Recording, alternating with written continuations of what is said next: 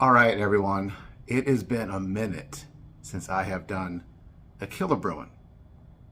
And this is a big one. No hyperbole. This is a big one. Maybe my biggest one as far as an acquisition for the KILLEBREW collection. And there's a reason why I haven't done a KILLEBREW'n in a while is because I'm really at a place in my collection that I have all the Topps run. I have all of the I'm very picky on the modern cards that KILLEBREW has. I've picked up some rare ones, food product cards, some other rare ones that I've slowly added to the collection. But this was the one. This was the one that I've been wanting for quite a while. And I'll get into the nuances of the acquisition. But first, oh wait, shoot, this is a KILLEBREW'n. You know what that means? I need a brew. Hold on, I have one.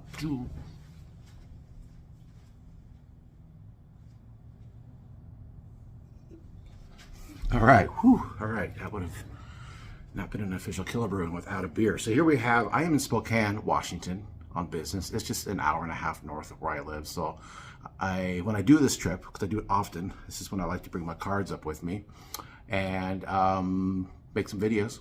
And since I'm in Spokane, I'm gonna get a local Spokane brew. And this is probably the most iconic brewery in Spokane. This is No Lie, and this is their Big Juicy IPA, made in Spokane.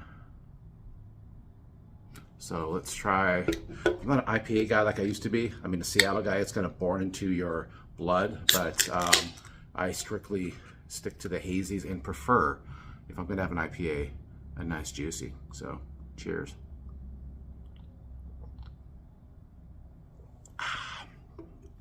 Man, those are smooth, dude. So much better than a normal IPA. It's not like you're drinking Pine Sol. So anyways, cheers to everyone out there watching this, and let's talk about the card that I acquired. So many of you are familiar with Post cereal cards, right? You've seen these. And you also probably are familiar with these. Post released their cards in 1961, 62, primarily 63. But did you know that they also released cards? When I say released, they're on the backs of cereal boxes. You know the drill. And I'll give you some examples of what that would have looked like for a kid growing up in the early 60s. Right here. So you cut the cards, you've seen them, some of them, most of them that get graded come back authentic because they're hand cut.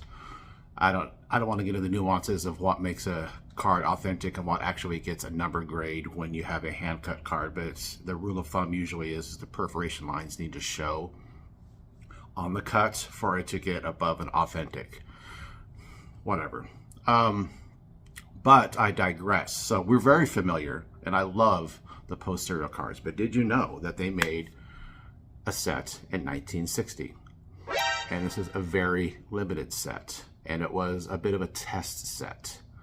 And imagine if you were a kid in the 1960s and you're up for breakfast and your mom pours you a bowl of grape nuts. Womp womp. I love grape nuts. As a past 50-year-old now, I've loved grape nuts for years, but if you would have given that to me as a 8, 10, 12, even a teenager, I'd been like, really? Grape nuts, Mom?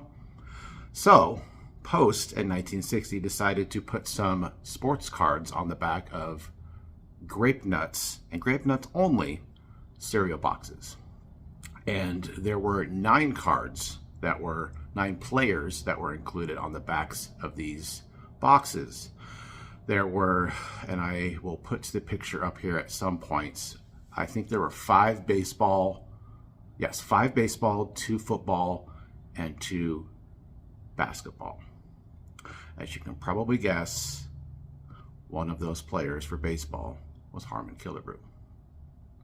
Now, this goes without saying, and I know this word gets bandied around a bit, this is a scarce and rare card. There are not many of these. I will turn the camera around and show you the card, and blathering be done. And I'll show you the pop count and talk more about the rarity and just the nuances of this card, and I'll show you what other players are in the set. And yeah, I'm excited. So let's turn the camera around and take a look at her. What's a pitch, Rabbit? The greatest news in sports, Sam. There's 200 free baseball trading cards on Post cereals. Tarnation, you mean like on Post Alphabets? Yeah, and on 9 other Post cereals like Sugar Crisp, Post Toasties, and Grape Nuts Flakes. See? 6 free trading cards right on the back of the package. Hey, this here one's Mickey Mantle. Right, Doc. You get 200 different top baseball stars in color. Kids, these cards are fun to trade and keep. They've even got every player's batting record. So, start today a little bit better with a little bit better cereal. Fresh from Post. Why, you... Kids, get your free baseball trading cards with Post cereals. I'm bugs about them.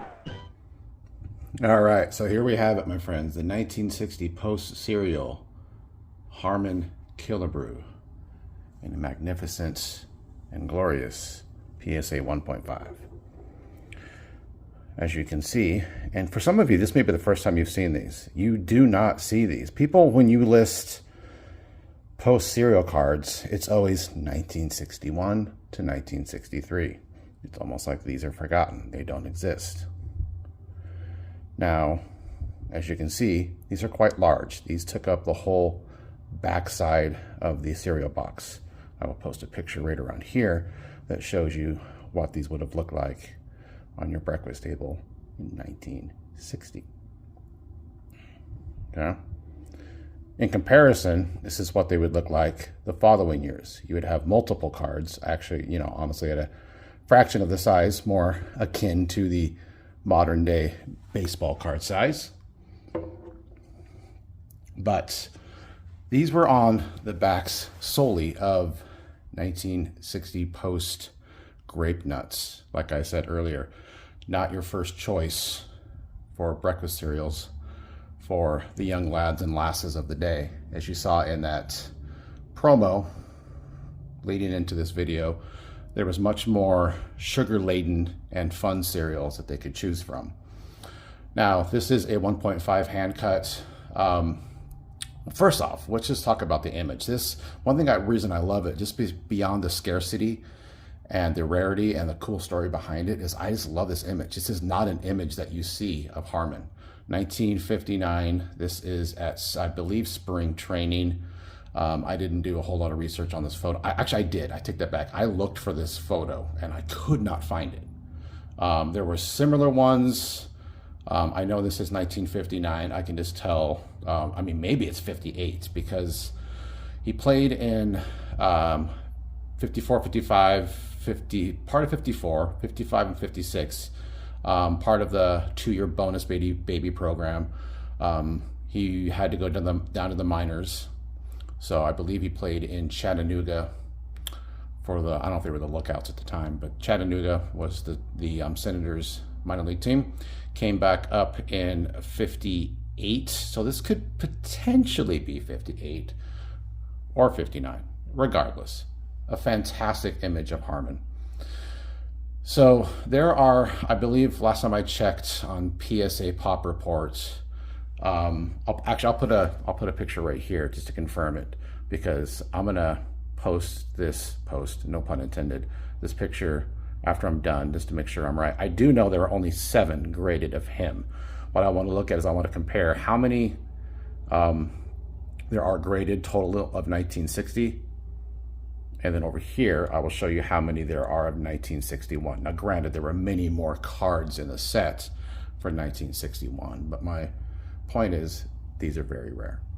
Obviously, the card that most people would go after is the Mickey Mantle. There are 9 players in the set, and pardon me for a second. I want to make sure my research is correct. There is Ed Matthews, Mickey Mantle, Al Kaline, Don Drysdale, and the 5th baseball player is Harmon Killebrew. 2 football players, Frank Gifford and Johnny Unitas, and then 2 basketball players, Bob Cousy and Bob Pettit. That's it. 9 to choose from. So this is a card that I've wanted for a long time, and there is one, to give you the little procurement story real quick. There's one, I believe it's still on eBay. It's been on there for about the last, I'd say 6 or 7 months at a very, very high price. Now, when I saw that price, this was the first one I had seen pop up in forever. I knew they existed. Actually, this is probably the first one I saw pop up. But granted, there's 7 of these. They just don't show up. And when it did, I'm like, okay, is that the price that I have to consider? So I sent off to a consignor 15 different cards to get some extra spending fundage, because there were 2 rare cards that I wanted to get to add to my collection. This is the quality over quantity movement for 2024 for me. And once those sold, I got the proceeds from that.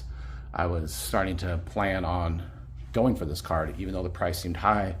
I'm thinking to myself, this is the only chance I ever get to get one of these. I don't know. Let's make an offer.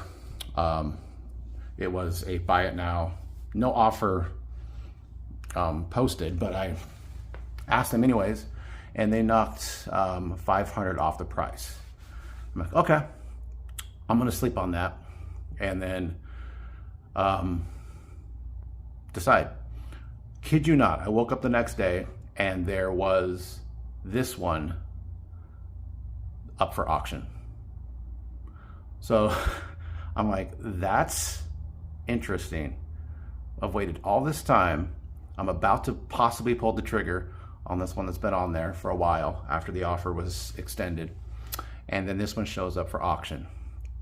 So I'm like, this one that's been on sale for buy it now has been on there for quite a while. So let's wait and see where this auction goes. Now, the one that I was about to potentially get was a PSA 2, but looking at this one, I think this one presents better, because I think the cutting on the sides is much more straight. The other one showed some kind of jangly edges, and one of the corners was buffed up. This one I think mainly got a 1.5, I don't know, because if you look at the back at the bottom, there are some wrinkles down there. If you look at the front, you can kind of see where it says Harmon right there. There's that wrinkle right there. That's what knocked it down a little lower. But as far as the cutting job, whoever cut this, you know, young lad or lass back in the early 60s, I give them credit, because they did a fantastic job. So anyways, I waited for this one. And long story short, obviously I won it, but I got this for, I kid you not, 1/6 of the price that I would have paid for the buy it now, even with that $500 off offer. So I got this at a steal, considering how rare these are. And again, if you want a card, sometimes you're willing to overpay. I know I have on occasion, and I was prepared to overpay. And in my opinion, I pretty much underpaid for this. So very blessed to have this in the collection. This is one of the crown jewels in my Harmon Killebrew collection. I'm gonna be doing a video here. Probably my next Killebrew'n is gonna be my top 5 or 10 rarest cards in the collection. And obviously this one will be represented. I'll have a couple of other ones on there that you've maybe seen if you go back deep into my rich and glorious archives for all the Killebrew'ns. There are some rare cards that I've shown, but there'll be a few that you haven't seen, and looking forward to making that video. So here we are, 1960 post-serial Harmon Killebrew in all its rare glory. Thank you for sticking around, watching this video, and sharing in my joy of acquiring this magnificent looking card. Take care, everyone, and we'll see you on the next video. Bye.